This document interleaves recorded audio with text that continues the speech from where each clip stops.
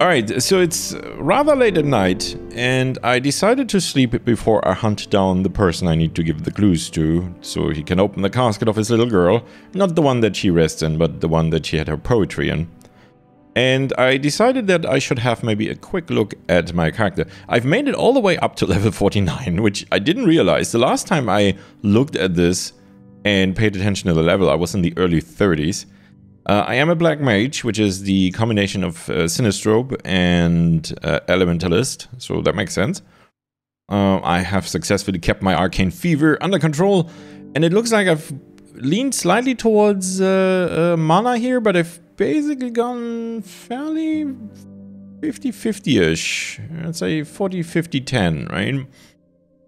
I have lots of points, learning points and crafting points. I don't really do any crafting whatsoever, so that's not really surprising. But for learning points, I have been trying to buy skill books more recently. And I'm mainly limited by the number of books there are. Now, I am also, of course, limited by money, but at this point, money isn't really an issue anymore. I have 23,000 pennies, I want to say, in total. So I could invest a whole bunch of that. I have not bought the second house yet. That's about 5,000 to 6,000. And I have not invested in any furniture whatsoever, except for the crafting stuff here. And I have 15 memory points left, and this is something we're going to look into in just a moment. As for skills, it's probably very predictable that I skilled up elementalism here. Early on I invested a couple points, not much actually. I thought I invested more in heavy armor. Turns out that's really not that needed. I know I had a little more because of the set I was wearing earlier. I'm not so sure if maybe I could switch to light armor and do better. I'll have to really do a comparison of the armor sets that I've collected. I have the Tribunal set, I think, more or less complete. I do not know how many pieces there are in each set, but I think I have like 4 or 5, which sounds to me... Well, no, 5. 5 would only work with the cloak, but I think I have 4 of the Tribunal. Well, anyway, I think I have more or less complete sets, and I should really do a comparison. What's better. I have a bit of entropy skilled up, only to 25. Now, the reason for this is that most of the skill vendors I come across, or the skill book vendors, do not actually sell entropy skill books on account of entropy being basically illegal. I think it was entropy and mentalism, I want to say. I think. Was it that? Anyway, entropy is definitely banned.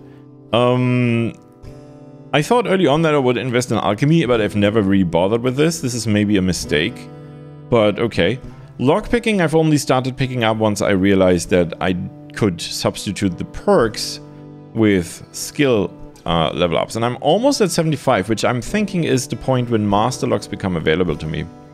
I've also started investing a little bit in rhetoric. Basically, every time I find a book that I can use, I will buy it. The reason for this is I really do have money to spare, and buying these does make it cheaper. There have also been some rhetoric checks and conversations lately, and these, I don't remember rhetoric checks early on in the game, so this could just me missing them, or they not being in there, or maybe they are basically gated, i.e. they only become available after you have a certain level of rhetoric. All of that could be. Finally, I have some points in enchanting. I haven't done any enchanting yet, but see, there's my German coming through. I didn't do any enchanting yet, except for enchanting a few items. And the reason for this is that enchanting is sort of a weird thing in Enderal, but also in Skyrim, where it's only really worthwhile if you start maxing this, and having to hunt down skill books and paying for them makes this... You know, it makes the payoff, it pushes the payoff later into the game. In Skyrim, the base game, you could always disenchant things you find, and it would help level up your enchanting. This is not the case in Enderal, so the only reason to disenchant things, and I should maybe not move my mouse cursor so much because I figure that might get people a little twitchy. But so the only reason to disenchant items in Enderal is to unlock the enchantments. And that means there's really no point. I'm just keeping all the enchanted items for later use, and then I can just disenchant the ones that I actually want. Whatever, right? That's the way the system works, and I don't know at what point this would become useful. Oh yeah, also, I nearly forgot. The other use for enchanting is, of course, the phasmalist perk tree, which I have stopped investing in almost completely. I did pick up I don't know how many episodes in edited video this will be ago, but I did pick up the whole detect the souls perk points. I improved the net of souls, which I should have done earlier. I think I missed out on a soul on Blood Moon Isle, I'm fairly sure. But it is as it is. So the reason why I stopped really bothering with phantasms is that they are utterly useless. That's just my opinion after playing this for a couple hours. How long have I played this now? For 80 hours or so? Anyway, early on, the penalty you take from getting Arcane Fever when they die discourages you from using the phantasms, and because you're discouraged from using them, you never really get a feel for when they are useful. You don't really get a feel for when you should upgrade them. You don't get a feel for, what would an improved enchanting skill do. You don't experiment with equipment. You don't really take more perks because the phantasms are useless, which, not taking more perks makes them more useless. And so in the end, I think it's a very unfortunate system where the system itself discourages use and experiments with the system, which is why I also haven't really invested in enchanting. I know I have some souls. I think the last one I picked up needs an enchanting level of 50 to make into a talisman. It was the Frostbitten Ranger, I believe. Or was that even higher? I think it was 50. But yeah, anyway, so long story short, this is the reason why I haven't invested more in enchanting. Every now and then I'll see an enchanting book at the merchant and I'm like, I have some money to spare, I'll just pick one up. And I will continue to do so. Maybe at some point late in the game, I will actually go and pick up all the phantasm perks and actually give them another go. But at this point, I'm doing really well without. And it's a little bit of a shame because it's a cool system. I really like it. And from what I understand from the story so far, I should always add that disclaimer because I have a sneaking suspicion there might still be some twists and turns that await us. But, I mean, the whole, magic is from alternate realities, and you can send souls, and the word of the dead, which brings up the memories, and, it's all like an echo of the deceased person. The phantasms just fit perfectly into the world, so it's a real shame that this perk tree is designed the way it is. Also, just as an aside, you now understand why I usually cut out all my character discussion, because I do this every time I go into, let's say, meditation. I mean, I don't really spend a lot of time with the skills, but I do spend a lot of time in the meditation room, for lack of a better word. And I always cut that out because I figure nobody wants to listen to me ramble about game mechanics for 10 minutes at a time. So yeah, so this is a rare one-off, I guess. But I do have 15 memory points, and I think this is a good point to actually do exactly that, because I have no idea what I'm gonna spend them on. So we'll do exactly that now. Also, since I'm doing AFK, or not AFK, it's not AFK, out of character, that's the word. Out of character talk right now. You may have noticed in the past few episodes the quick saving a lot in dungeons. And I do this because Enderal crashes a lot. I don't think this is the fault of Enderal. I think this is the fault of old Skyrim. But, I mean, heavily modded old Skyrim. But if you do this and you do it blind, then having to redo parts is not fun, right? Like, it's not me trying to circumvent a challenge or trying different outcomes or whatever. Search for Kalia. Oh, okay, we shall do that in the morning then. Yeah, speak of the devil, basically. But yeah, like, the whole Kalia rescue. I was really confused, and in a normal game, I might try to redo that part. But in the end, I decided to go with the original outcome, even though it was really weird. I didn't know what to do. But I think that's the whole point of a blind playthrough, right? You don't redo your choices, unless it's something really, like, where the game acts up and breaks. There was one case, it was penny pouches, actually, where you hand in the amulet you find from the caravan, and I wanted to give it to him, and I'm pretty sure I clicked on the give the amulet to penny pouches option, but the game still had the no, I didn't find anything lie to penny pouches option selected. I opted to redo that. That is, in the entire game so far, the only choice I've redone. There may have been cases where the game crashed and I didn't do exactly the same thing as before, but then that was me not remembering the exact same thing. So yeah, there you have it. I hope this is not too boring. Let me know in the comments down below if you want me to discuss game mechanics more, not only in this, but also in future games. And here we are in the meditation room. Also, just remember, you asked for it. You know who you are. I'm not gonna name names. Right, so yeah, this is basically what I've invested in. I've invested a little bit in the phasmalist, but for some reason the perks don't show up, right? So for example, I have maxed out the Net of Souls. I have this, I have that. I do have Arcane Smith here. I have this. Don't think I have Wise Enchanter. Nope.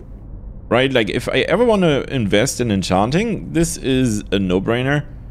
But yeah, oh yeah, see, I haven't even taken this one. You can make talismans from souls with rank 2 at phasmalist. Yeah, so I would have to unlock this as well. Because I do have... I'm not sure if it tells me here.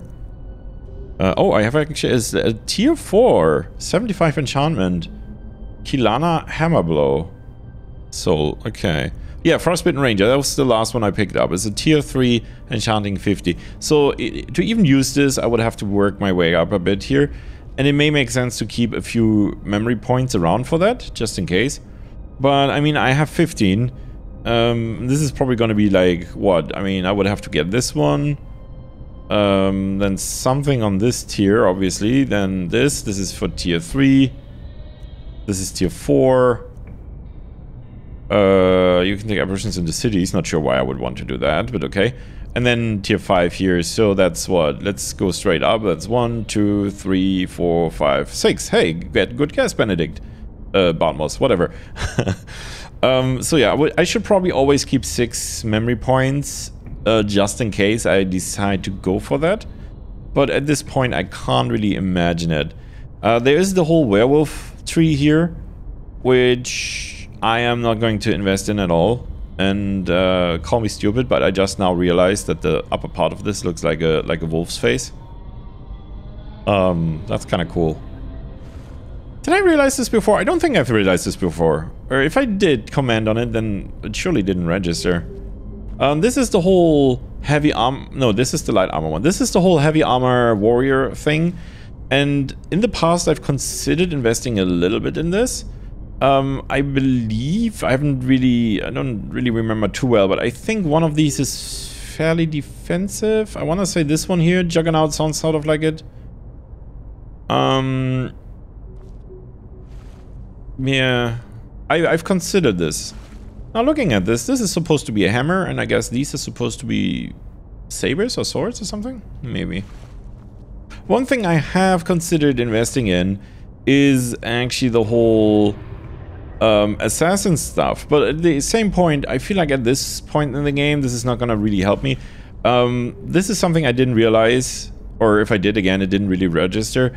Is that this is basically, you can combine this. I mean, for example, there are fire arrows here, and I think I picked up a where was it? Wasn't this a no, that's, I want quests, please. Oh, I can't access my quests here. Okay. I'm fairly sure I read a book that said something about an arcane archer type character, and now in hindsight, I believe, can I... No, that's not here. Home hero. Like, I thought I could. There was something about the. Okay, I must have misremembered.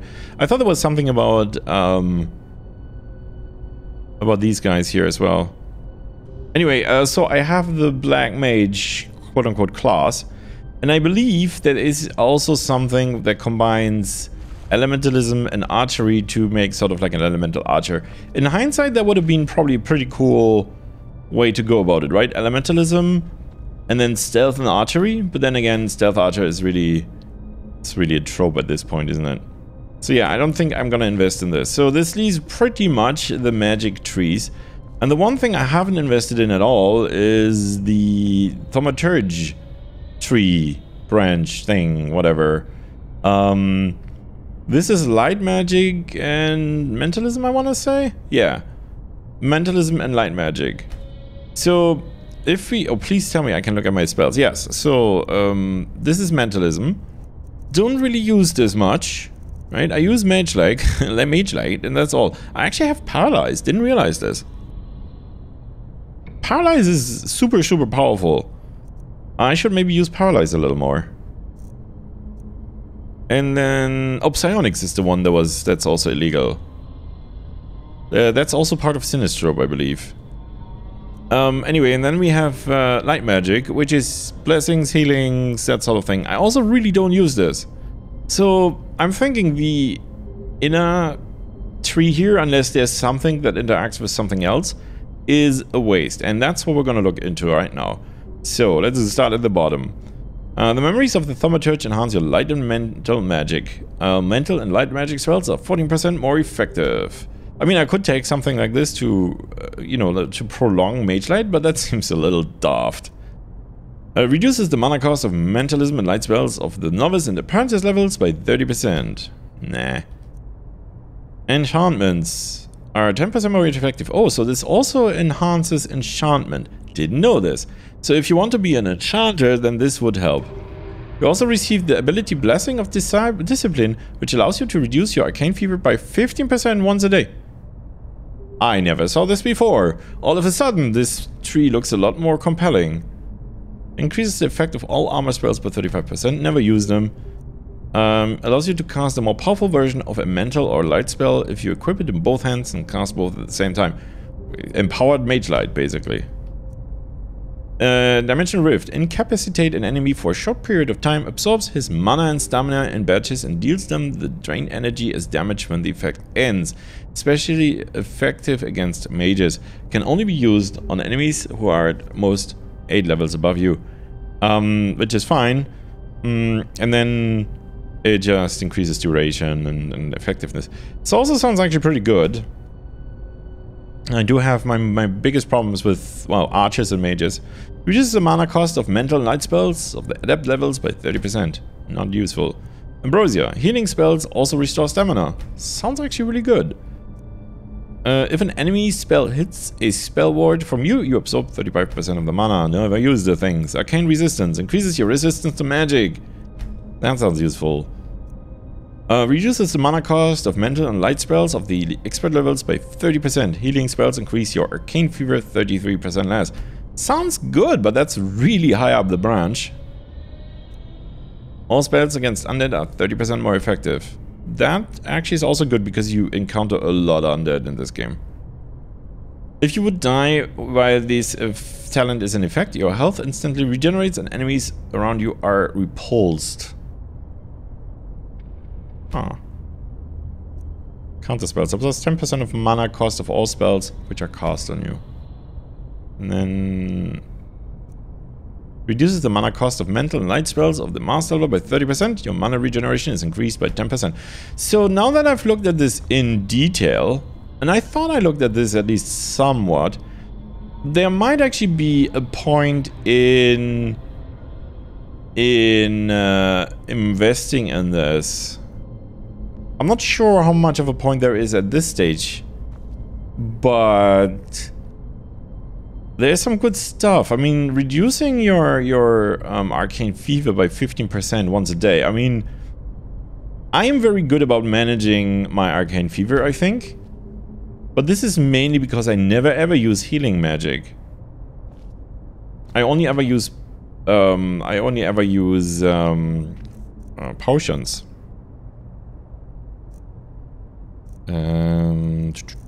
Healing would be here. No. Alright, I'm gonna go by the whole list. Don't I have like something like fast healing or something? No. Maybe I never picked that up. Flash healing, yes. So 5%, 65 points of health, that's like a medium, and this is not even the highest tier, right? This is sort of like a medium-ish healing potion. Just for more arcane fever, 33% of 5 is 1.5 or 1.7, I should say. So call it 3.5% arcane fever. You don't have to lug around all those potions. And it's... I think it's instant. What's the normal healing? Do I not have healing? Cold restoration, maybe? See how much I use this? Revive. No, that's not it. Yeah. Anyway, I think I'm doing really well with the way I'm doing things. So... I mean, this is slightly tempting.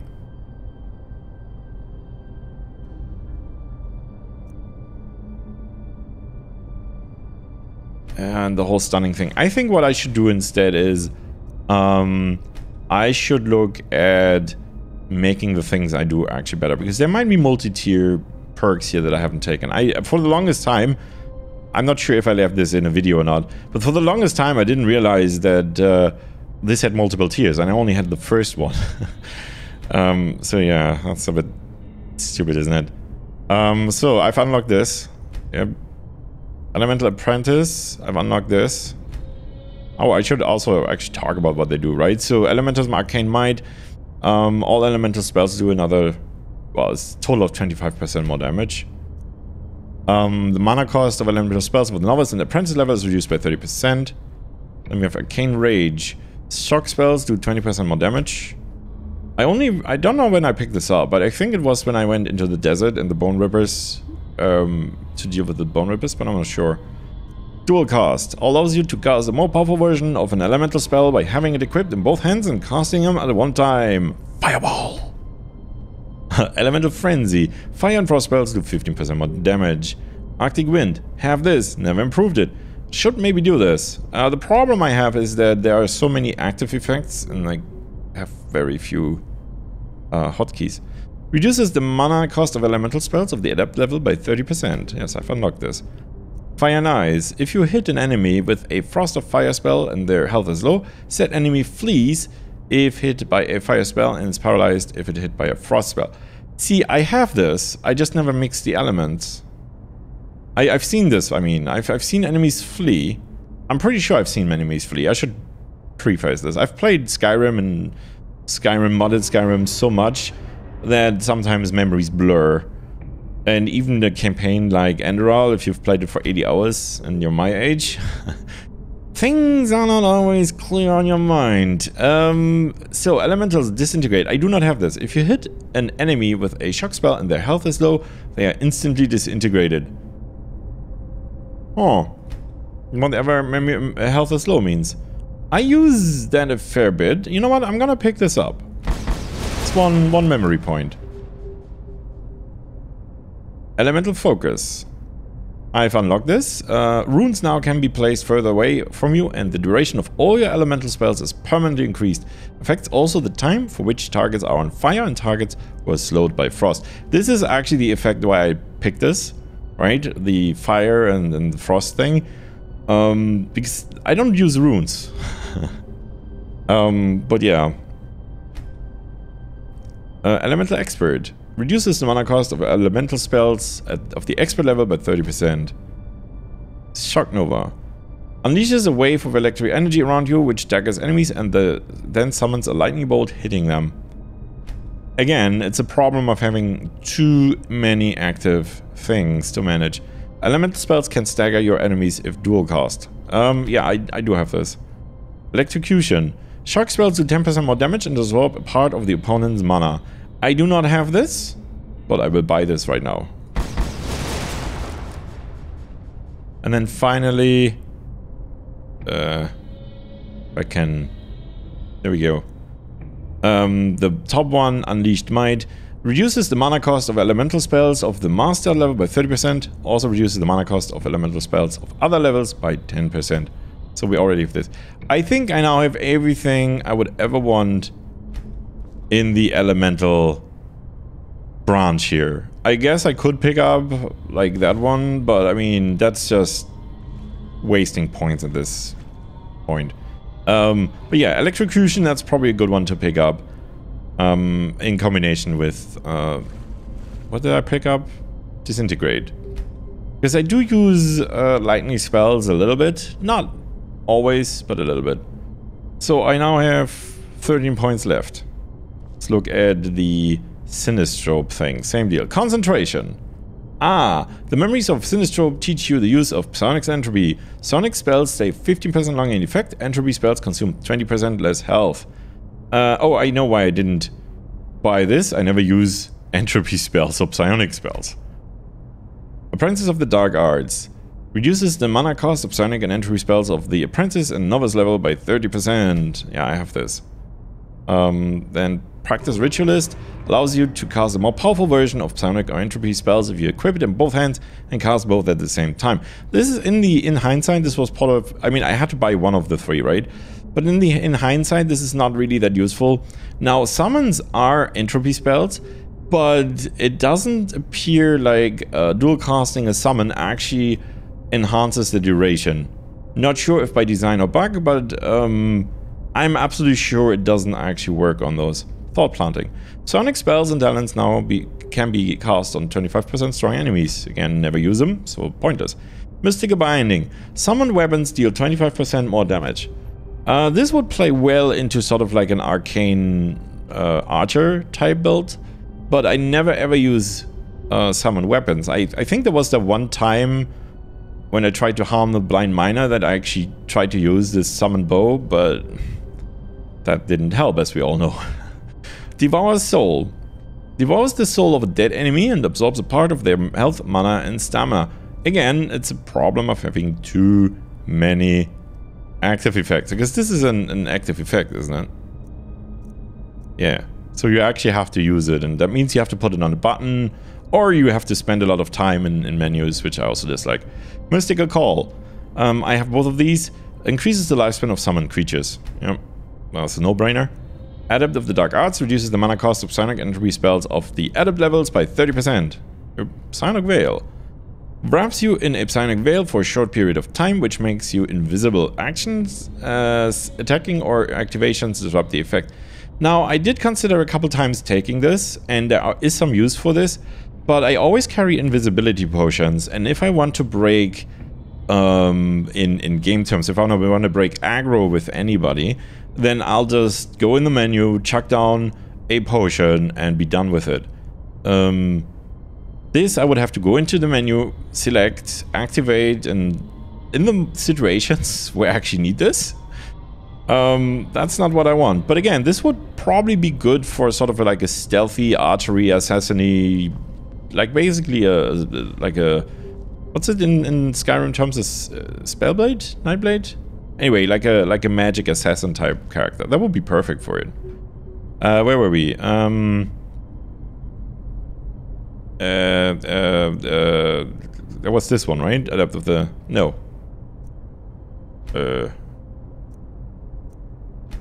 Oh, yeah, the Psionic Veil, yes. Bone Judge. Now, I didn't realize this until I just moused over. Bone Judge is the name of, that Jaspar's sister took on when she executed those criminals. All offensive spells are 30% more effective against undead. Reanimated undead live 50% longer, and entropy spells consume 10% less mana. Yeah, that's a lot of good stuff in it, and you have to take it anyway. Expert of the Dark Arts. Yeah, this is also not displaying, right? Reduces the mana cost of psionic and entropy spells of the expert level by 30%. Again, you have to take it, and it's a no-brainer. Quiet Casting. All spells you cast are silent to others. That worked for a while. But detection has become so good on the part of the enemies that I don't think this ever really makes a difference. But for a while it was like, you know, I had Rocky out, and the enemies would just see Rocky and they would just completely ignore me, even though I was lobbing fireballs at them. Entropic Blood. This I do not have. Makes an enemy into your slave for a short period of time. Again, active effect, don't want them. Well, they fight for you and deal many times more damage. If the slave dies while this talent is in effect, it explodes in a devastating detonation. Sounds fun, but again, active effects. Abyss. Psionic spells are now 25% stronger and also affect the undead, elemental, and mechanical creatures. Enemies which are weakened by psychosis now also get slower. Again, if I were to use them, sounds good. Entropic Blood. Oh, that we had that. And then finally, Master of the Dark Arts. Unlock this as well. So, I do not know what to use my perk points on. See, yeah, as I said, this is why I normally cut this stuff out. This was so long, I could probably turn this into a mechanics episode. Maybe I will. So yeah, I do not know what I could best use my points on. I could, once I decide whether I want to go light armor or heavy armor. I mean, at this... Oh, I can also not look at myself in this. At this point, Benedict is really a heavy armor user. And maybe he should stay that way. It's kind of him, isn't it?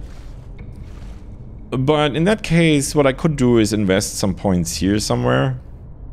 I mean, memory unlocks all warrior disciplines for you. It also reduces the weight of heavy armor by 10% and grants you the talent Rage, which raises your weapon damage for a short time. Don't care about the time, but 10% less armor? That could actually, whoops, that could actually work. Because if we look at this, how much am I wearing? That's 35, 39. I assume this also counts. 42, 44, 46, 47 basically. So what would be 5 pounds less to lug around? That's like 1 silver sword or like a light bow every time. And then I could go maybe into one of these. Again, this would make more sense if I decided to use summoned weapons. And again, that's really not Benedict at this point. I'm thinking the best use of these points is probably to go in here. There are a few things that are actually a little helpful. But yeah, so I spent 2 out of 15 points. I could switch to light armor, but I can't imagine that there's another 40 hours in Enderal. And I feel like... I mean, this is Benedict. He looks good. He's got good armor, good stuff. He's got a cloak, a good... No, I think this is him. I think he's gotta... I think he's gotta keep the... He's gotta keep the heavy armor look, doesn't he? The only other alternative, I believe, would be the... Oh, I also have the Nemesis set, but I don't think that's... No, that's Entropy. Yeah, I would have to make a comparison. The Nemesis set, definitely the Tribunal set. Yeah, I have 4 pieces of that. So I have the whole set, I assume, unless there's a cloak for that. Yeah, Wandering Mage. Yeah, I have the... I assume this is the whole set. Because I haven't really found any other cloaks except this one. Which means nothing, I guess. Anyway, if I don't have the whole one, I have 80% of them. Right, anyway, I wanted to sleep.